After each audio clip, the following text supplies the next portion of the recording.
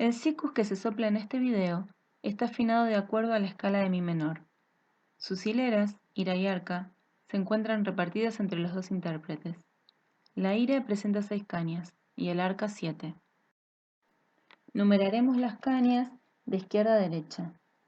Al tomar el instrumento, las notas más agudas deben quedar a la izquierda del soplador. En ambas hileras, la caña 1 será la más corta. En este sikus en mi menor, las notas del arca son si, sol, mi, do, la, fa sostenido y re. Y las de lira, la, fa sostenido, re, si, sol, mi.